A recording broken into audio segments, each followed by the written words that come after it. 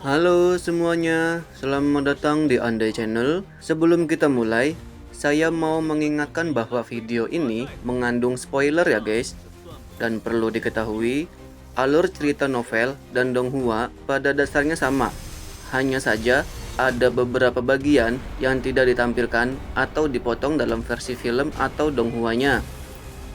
Sebelum lanjut, jangan lupa subscribe, like, komen, dan aktifkan loncengnya supaya kamu gak ketinggalan update donghua dari novel terbaru dari channel ini. Oke, kalau kamu sudah siap dengan semua spoilernya, yuk kita langsung masuk ke videonya. Cus.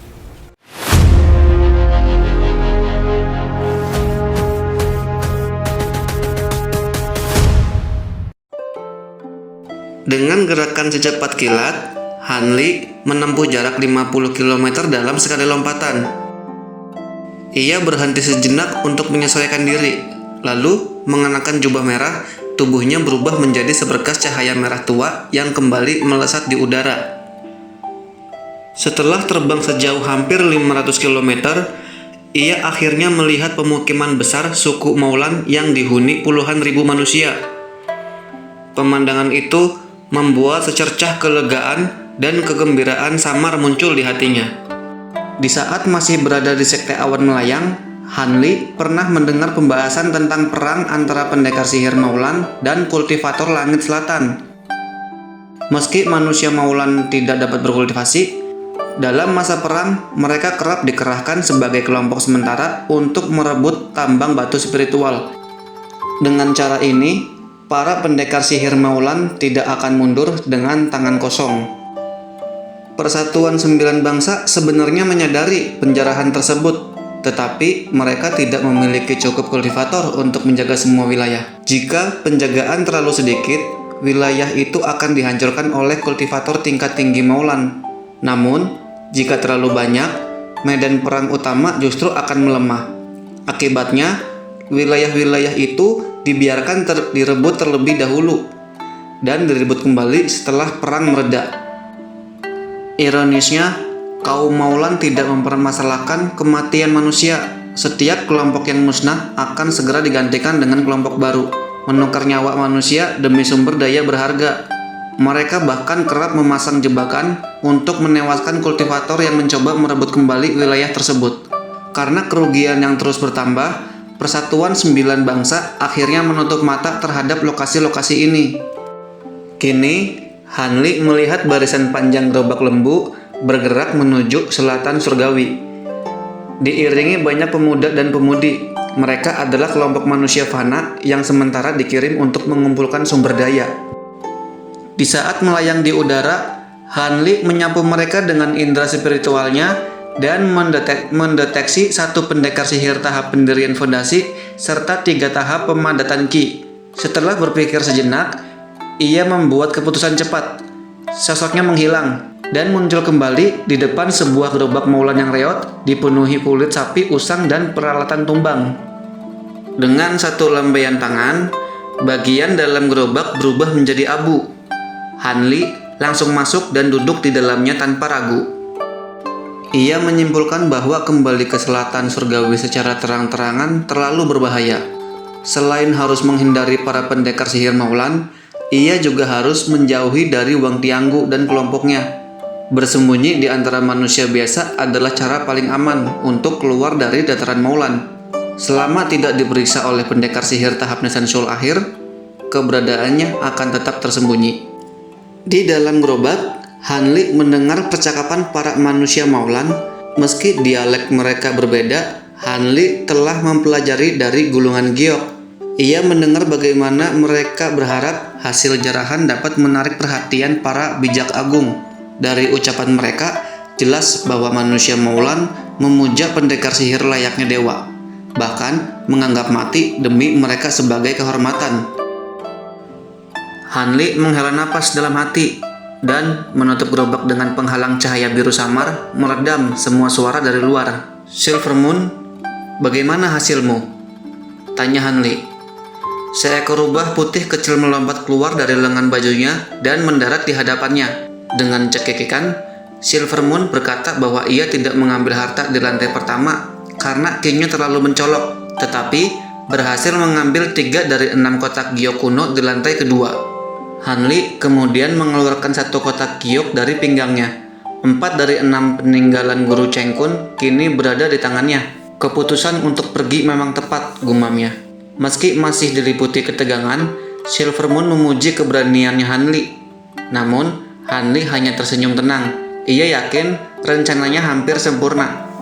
Terlebih kemampuan penyembunyian Silver Moon jauh melampaui perkiraannya. Tanpa menunda, Hanli membuka kotak giok pertama. Di dalamnya terdapat sebuah gulungan giok biru pucat. Ia membenamkan indera spiritualnya ke dalam dengan penuh kehati-hatian. Ekspresi Hanli tetap tenang, lalu sedikit berubah sebelum kembali datar. Ia tidak mengungkapkan apapun tentang isinya dan langsung menyimpan gulungan tersebut. Kotak kedua berisi sebuah cincin hitam pekat yang tampak sederhana dan nyaris tidak memancarkan ki spiritual. "Apakah itu harta karun kuno?" tanya Silver Moon. "Sepertinya hanya alat sihir biasa," jawab Hanli sambil mengamatinya. "Tapi bahannya aneh, pasti ada kegunaan tersembunyi." Silver Moon pun kembali bersemangat. "Kalau begitu, Tuan, bagaimana dengan 2 kotak terakhir?" Hanli mencoba membuka satu persatu kotak yang tersisa. Salah satunya berisi sebuah botol kecil berwarna hijau. Sementara kotak lainnya menyimpan bongkahan sebesar kepalan tangan yang memancarkan cahaya ungu lembut. Ia dengan santai membuka botol hijau itu dan menghirap aromanya. Seketika bau tajam dan sangat menyengat membuat Hanli meringis. Tanpa ragu, ia segera menutup botol tersebut. Jelas isinya adalah racun yang sangat kuat. Dengan ekspresi aneh, ia menyimpannya dengan hati-hati. Perhatiannya kemudian tertuju pada benda berwarna ungu itu. Saat diremas dengan jari, benda tersebut terasa sangat lembut. Kilauannya cahaya sesekali memancar darinya, menciptakan pemandangan yang indah sekaligus misterius. "Yi," Hanli berseru pelan. Ia segera memusatkan indera spiritualnya dan memeriksa benda itu dengan sesama. Tiba-tiba, tangannya bergetar. Bongkahan ungu itu berubah menjadi awan ungu tipis yang berputar di atas kepalanya.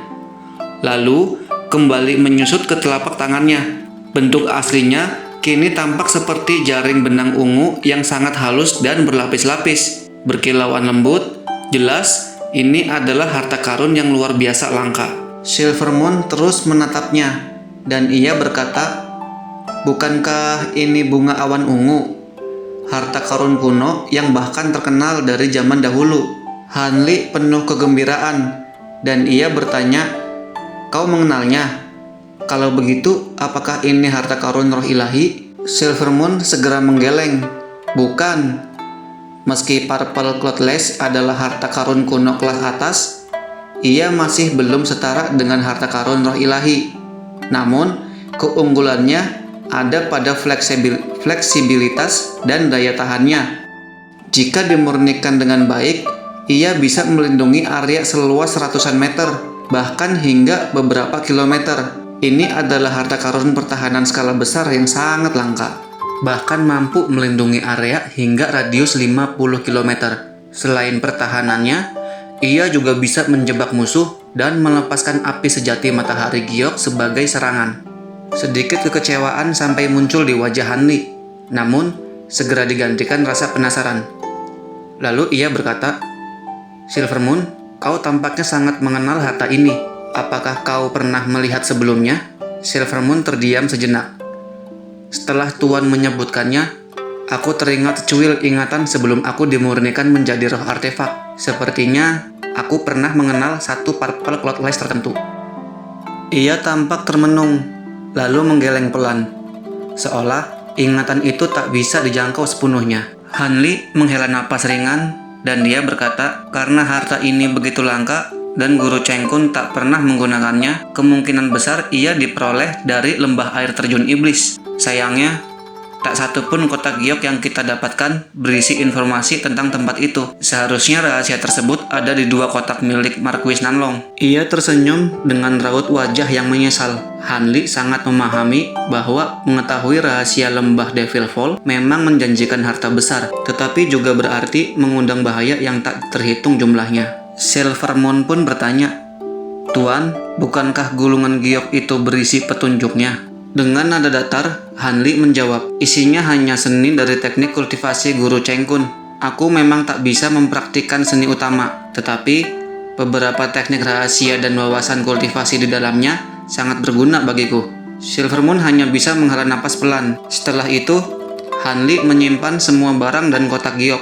Ia menutup mata dan mulai bermeditasi, sementara Silvermoon meringkuk di dekatnya. 2 hari telah berlalu, dan 2 kali pasukan Maulan diperiksa oleh pendekar sihir.